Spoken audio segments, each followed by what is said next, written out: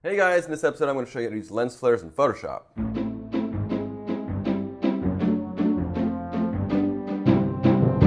Hey guys, and welcome to Kelvin Designs. My name is Kelvin and I design, and that's why it's called Kelvin Designs.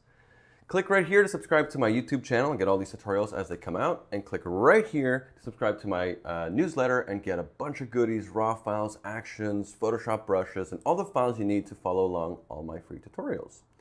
In this episode, I'm going to show you how to use lens flares in Photoshop. Now, we've all seen poorly used lens flares, a little too much, too obvious, and there is an actual nice way to use it to create a little more drama, a little more interesting lighting. So I'm going to start by showing you how to use it on a portrait, which you can see before right here, and after here. Now, a little more dramatic and more interesting lighting. And then I'm going to show you how to do lens flares on an urban landscape, which you can see the before right here and after right here. Much more dramatic, quite a few lens flares there, and I want to show you the technique here. You can tone it down if you want to, but I really wanted to go through the different methods of using it for lighting and for eye trail, blurring it. Anyway, there's quite a few interesting techniques. So let me show you how it's done. All right, so once you've downloaded the files from my website, it'll give you a folder, which you have to a zip file that you have to unzip into this folder here. And we'll start with Girl in Snow. And it's JPEG. We'll open it up in Photoshop. Here we go. I'm going to make this a little bigger and then zoom out again. So I have this little artboard. Okay, so this is a JPEG. It's not a RAW file. It would have been better with a RAW file. This looks like it's been slightly retouched already. But I think that adding a little more drama and a lens flare could actually look good and not too corny. So let's start. First thing we're going to do is actually darken the whole image. It's very high key. So go here into the adjustment layers, and we're going to add a curves. All right, and we're going to darken considerably this photo. Maybe something like this. I don't want to flatline anything because that'll make big chunks. And it doesn't really matter how dark her face is, because what we're really trying to address right now is everything but her face. So let's just keep an eye on that. Okay, and there we go. That's pretty simple. Then we're going to take a brush over here, and we have 1760 zero hardness. All right, so it doesn't have to be exactly. This is just a something that works, and I have the opacity down to 50%. So if I go into the mask, and with the black in my foreground, I'm basically masking out my last adjustment. See the adjustment that we darkened? And I'm masking out her face. Okay, everything that's really just black. I want it to affect everything but her face, and this does the trick. So before and after. So I've gotten a lot of detail in the back here, and more than anything, more than detail, I've gotten it to be not completely white. We have some artifacting showing up, meaning these lines here, because it was a JPEG and compressed, not a RAW file.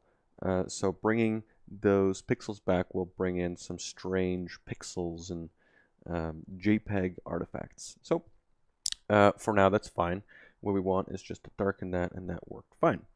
All right, so one thing you should know about lens flares is that if I create a new layer that's transparent, I cannot just go and say filter, render, lens flare. It'll tell me that I couldn't do it because there's nothing there. So what I can do is go to my background image and hit filter, render, and lens flare. And so I can do a lens flare now. It's very light here, but let's say I had this lens flare and wherever. Let's say it was over here or here, something like this. Now, the problem with that, and I hit OK, it's locked into that layer. I can't adjust this in any way. So that is a method of working that's a little destructive, and we're going to try to avoid that. So I'm going to hit Command Z, and I'm going to create a new layer. Well, actually, I already did it, so I'm going to undo that. Up here in this layer here, we're going to go ahead and fill that over here, and we'll fill it with black. Okay, and now I'm going to tell this mode, changing the blending mode here from normal to screen. What that means is that anything that's black is transparent, and anything that's white or light shows up. You see, before, if I hide it or not, it doesn't show anything because it's filled with black. However, if I take my brush and I fill with white, it shows up. I'm going to go ahead and undo that. I want my lens flare to be around here. So I'm going to actually make a small dot here, something like this, maybe a little bigger, something like that. Okay, and make this 100%, like so. And I want the lens flare right around here. So just click right there, and when I go to Filter and Render Lens Flare, I should have that dot. You see that dot right here? Let me just hide this out. That dot is where I wanted my lens flare. Because we're doing it on a separate layer, I can now put this right there, and the light actually hides the dot.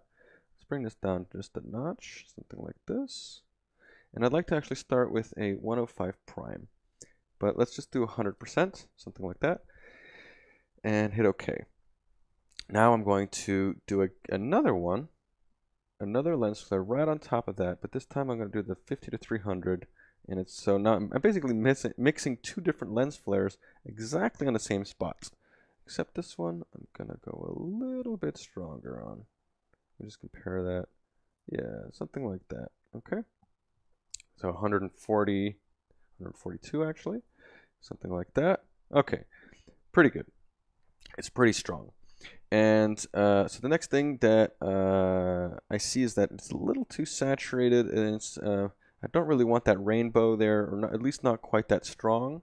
So I'm going to go ahead and create a adjustment layer here, hue saturation, and I'm going to desaturate this considerably, but I don't want it to desaturate the background, just this one. So by holding the Alt or Option key in between these layers, I'm going to click right there, and now this desaturation only applies to the lens flare, and you can see the before and after right here.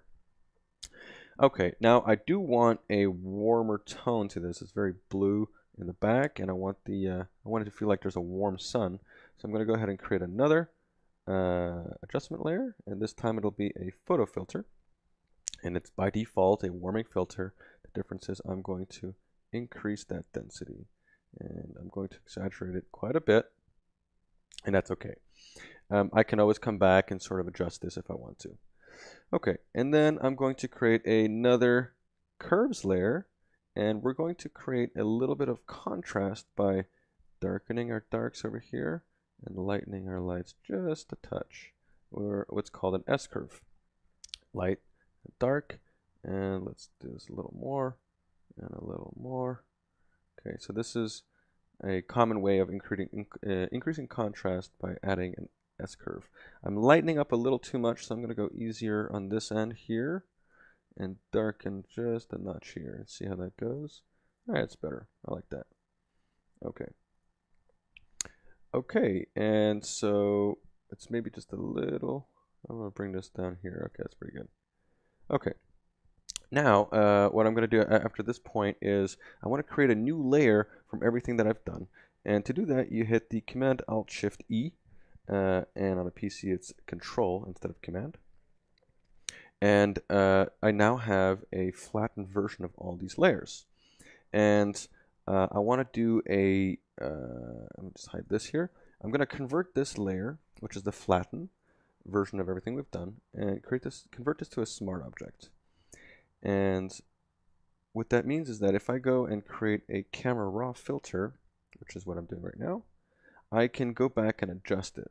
So part of what I want to do is bring the highlights down a little bit, open up the shadows just a touch, increase the clarity just a little bit, something like that. And I also want to give it a little bit more of a warmer tone in my white balance, maybe a little bit of magenta, not too much, something like this. Okay, and I can turn down the vibrance just a notch. Okay, hit OK on that. That's pretty nice. I forgot to do one thing. Double click in there. See, I'm back in here. That's why I did the smart object. Had I hit OK on the other one, it would have applied it to the pixels. So I'm going to actually bring this down just a little too much, and bring this down a little bit too, something like this. Bring the vibrance back a little bit. What I did want is go in the effects panel here and I want to do some post-crop vignetting. Something like this. So I like that. Actually, it's pretty good. And let's see how that looks. Okay, that's pretty good. Now, there's a lot of artifacting. You see these lines here, and we're going to deal with that in one moment. So if we go to Quick Mask over here, and you take a gradient, and it's from foreground to background, which you can see here, foreground to background. It's the second one in your default gradients. And we're going to go and click, hold down the shift key to make it straight, and let go. That means that the gradient goes from here to here. And I'm going to do the same thing right around here, and a little bit over here. Okay, so I have a selection that goes everything that's where you see that's red is selected. Maybe a little bit over here. Okay, now when I go out of Quick Mask, all these pixels are now selected, and I'm on this layer, right? And so I can go ahead and blur, Gaussian blur. Except it's undoing. I'm gonna have to. I can't do that actually on the. I'm gonna have to do another Command Alt Shift E. So here we go, another layer, and I can now filter, blur, and Gaussian blur. And take that around here. That's pretty strong. 20 is pretty good. But you see, before I have all these weird pixels. So before, after. And I want to get rid of all of that. I want it really smooth.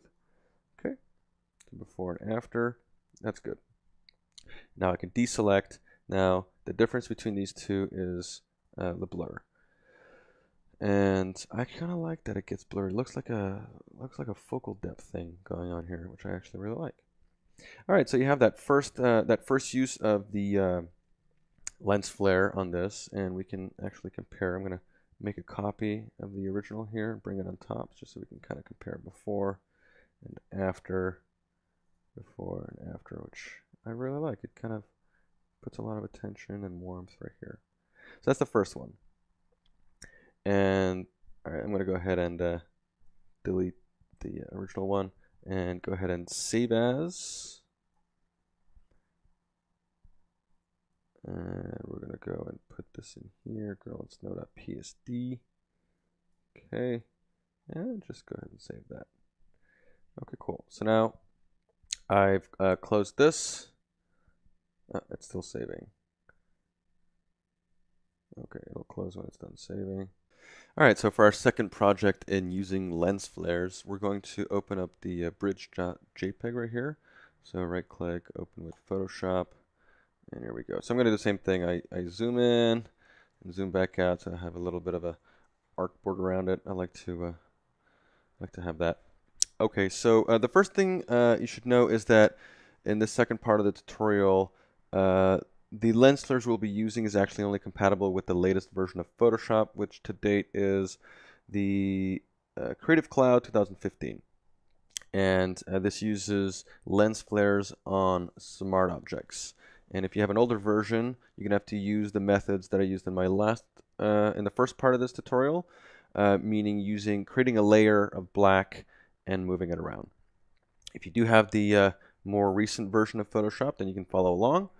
And so to do that, you have this background layer, and you right-click on that and convert it to a smart object. And what that means is that now all the filters that you apply remain editable, which is really cool. So filter, render, and lens flare. And here we go. And we'll start with a 50 to 300. Let's go a little light, something like this, maybe even lighter. All right. The good thing is we can come back here and change it because it's on a smart object. I'll show you what this means. Here, if I hit OK, so I add a little light right in that light, right? You see it created smart filters with lens flare. If I double click on here, I'm like, oh, you know what? This light maybe needs to be moved right there. Hit OK, done.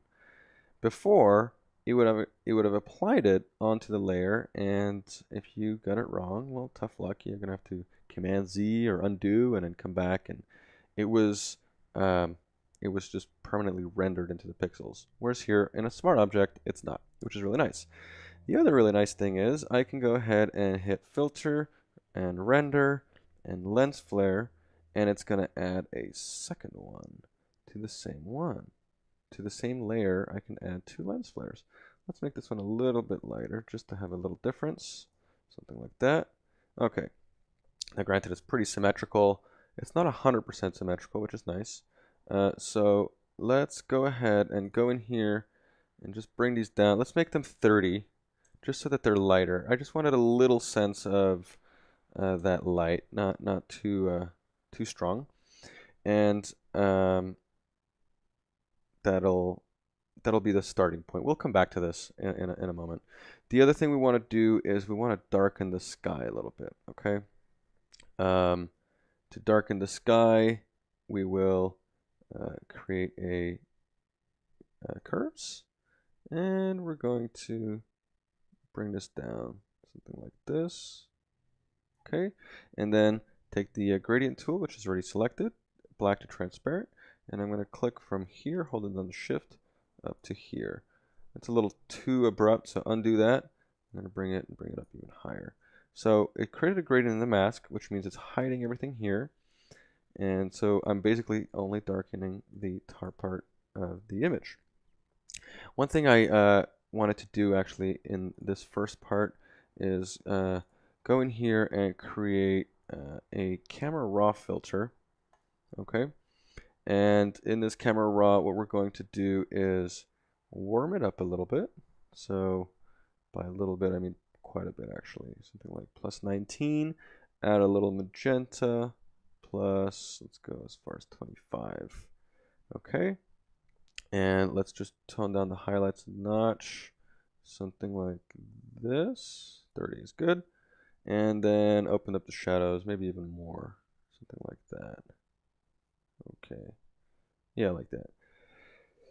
When you have cobblestones and a lot of detail, I have a tendency to like to increase the clarity. It kind of brings out that, don't want to make it too much like a comic book, but it brings in that sort of really sharp, cool details in there, almost like it was raining, and I see all that detail. It's almost shining, which I really like. So something like that. Huge difference. So let's hit OK on here, and you see it's like it's warmed up. It brought these lens flares kind of to light, and kind of brought everything out, which is really nice. All right, and then we have our darkening skies, so that's nice. And I think we should add a little more contrast. Let's go here and create another curves, and just do a little S curve, just not too strong, but something that would add a little more contrast. Something like this. Let's see that before, after. All right, all these things adding a little more drama to this photo. And okay, that's pretty good. Now we're going to use the trick that we used earlier in this tutorial, which is to create a new layer. And we're going to go ahead and fill it with black. Okay, and let's hide this for a second. And we want to make a lens flare as central as possible because we're going to use that as an actual light. So it's another cool use for lens flares. So if I go here and hit render and lens flares, and I can go ahead and make this, let's do 100, something like this. And let's just bring this as central as we can, something like this. You can go ahead and look through which one looks sort of the most normal. I think the 50 to 300 is sort of the easiest one. Kind of bring it down, see how we don't want it too strong. We just want a little bit of this lighting effect, right? Something like this. Hit OK. And now we can put this in screen mode, as we did earlier. Now I have, the reason I did it perfectly centered is so that when I move it, it's just this round lamp. Now, I don't know if you noticed, but it's kind of chopped on the top and on the bottom, and we're going to fix that in a second. We're actually going to, right away, let's just make this a little bit smaller, something like this, holding down the Alt and the Shift key. Okay, hit OK on that, and then I'm going to create a mask, and using the gradient tool, I'm going to go ahead and go from here to here, and I'll do the same around here, I'll do the same around here, and I'll do the same around here. So I've created a sort of a blurred mask on there. Okay. What I really want is this light. So I'm going to go ahead and use this light, and I'm going to position it over this light. And granted, it's much too big right now. Go ahead and make this a little bit smaller, something like so. Because even though I have this light over here with creating this big sort of lens flare, I want this light itself to be having a secondary sort of a glow around it that's created by the lens flare, which I kind of like. So something like this, and then I can go ahead and hold on the Alt key, which will make a copy of that. You see, it creates a new layer, and I can just bring this over here, and I can use the arrow keys to move it around if I want, and pretty simple. I also see there's a lamp back here and a lamp back here. Very easy. Hold on the Alt key, bring it over again. This time use the Command T, because we do need it to be considerably smaller. Maybe like this, something like that. And the opacity is a little strong. Let's go in here and say 70. Too light. Let's do 80, something like that. And now I can Alt click that and bring it over here. And now we got another light over there. So I can go ahead and actually change the opacity of this light if I feel it's a little too strong, or the lights don't align. This light's a little to the right, this light is a little to the left, so maybe make this one centered and then go back to this one and say, okay, well, this window is considerably smaller, so it's not as easy. So go here and try to move it just a notch, and there we go, that's better. Let's go to this one and try to move it to the right a little bit, something like that. There we go. All right, that's actually much better. Okay, so we've got these lights kind of, this is cool. And there's another really neat trick in using lens flares or lighting, which is to use behind and in front and make, I'll show you. The first thing we're going to do is make a selection of the skyline. So to do that, we're going to take the quick selection tool, okay? And let's go and let's zoom in a little bit. And let's go over here and try to just get some of the skyline, okay? Doesn't matter that it's very precise. I don't want that, so hold on the Alt key to get rid of that. And I need this peak to be part of it. This part doesn't matter too much. It's really this end that kind of matters. And again, you'll see why it doesn't have to be very precise. Whoops, I do not want that. Command Z. Okay, something like this is actually pretty good.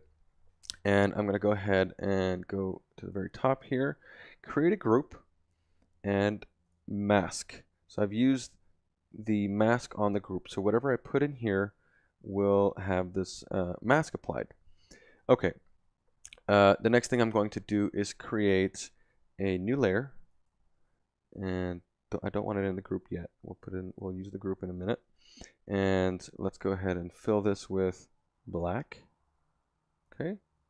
And now I'm going to put this in screen mode, and I want my lens flare to be right behind there, so it's kind of just you're looking in the distance at this light. What I'm actually going to do is use the direction I want. I want a big lens flare, but I want it to kind of come down to the bottom right.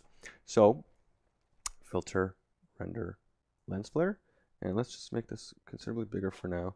And the direction we want is something like this, right? It starts here and it kind of goes down this way. That's kind of like the eye trail that I want. Something like this, and we'll do something like this, and we'll bring it down a notch, and then hit OK. And I'm going to go ahead and do it again. Render, lens flare. I'm going to mix it with this one, which I like too. Something like that. Pretty strong. Okay. So now, when I move it, I can put it where I actually want it, which is right here. Okay. Now, granted, we have this border, which we can get rid of pretty simply. But here's what's really cool. If I put this in this group, it's going to only show behind. First of all, that looks kind of cool. But then if I want to have a bit in front and a bit in the back, I make a copy of this. I drag this down to the new layer down here, and I bring it outside of the group. Okay. And then this one, I'm going to say, you know what, this should be around 60% because I want to see a little bit of that. This one can stay at 100%, but my mask here, which was, the cityscape, I wanted to feel like it's glowing. So to do that, I go here and filter and go to the blur and Gaussian blur right here. Let's see, I don't want it too strong. Maybe something like this. You see that little bit of blur. It feels like it's organic and it's glowing out of here. It's really makes it look really like a diffused lighting. I really like that. So just a little bit of blur. That's why the selection wasn't 100%. It didn't have to be super precise. Hit OK on that. And one thing I should have done to start with in here is to get rid of this hard line, create a mask. Go to my gradient here, and let's just click from here down to here, and the same from here to here. Okay, now this command click this selection here and apply it to this as well. That way we have both. Okay, so now I still have that light. Now I can always, this is the front light. We should probably name these front light and back light. This is the one that's behind the cityscape. This is the one that's in front. I could make this one a little lighter. Let's do this at 50. And maybe this one, let's do 90. Or even, I don't know, let's just play with this, see how it goes. I don't want it too light because it's supposed to be so strong that it's blurring out the vision over there of this building. So something like this is pretty good. Okay. And so that's pretty cool. I like that. One thing I could do is remember when I warmed up the photo up over here, which was in the camera raw. I went over here and I warmed everything up. The problem is when I used these lens flares, which are their own colors, they kind of took out that warmth right in the center there. So I can do one of two things. One, easiest thing is to go in here and do a hue saturation on the actual lens flare. So image adjustments, hue and saturation, and I could even colorize and go into a nice warm. Let's go a little more towards this color here.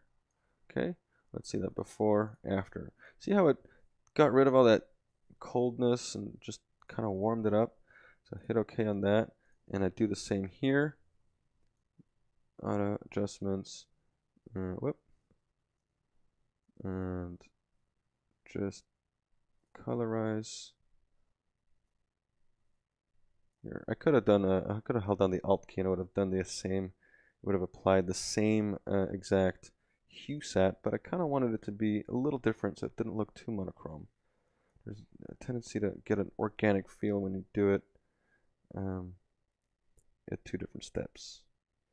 So like this, that's pretty cool. I like that. Cool. And then there's another thing you can also do, which I have a tendency to do quite a bit when I'm done with my retouching, is hold down the Command Alt Shift E like I did in the earlier image, and I have this, and then convert this to a smart object, and now go into Filter, Camera Raw, and in here I'm going to add the effects of a post-crop vignetting. I want to close this photo up a little bit, something like this, and I might even, let's try to do a little bit of a closing out the highlights, open up the shadows a touch, a little more clarity, and that's pretty cool. I like that. Okay, hit OK on that, and there we go. And there you go. So there's some lens flares for you. Some can be done overly done. Some you can always tone it down, but here's a cool way to use them. All right, guys, I hope you liked this episode and I hope you learned something. It really helps me out if you share it on Facebook and Google+, and leave me a comment below if you want a tutorial that I can do or any questions. I'll see you in the next episode.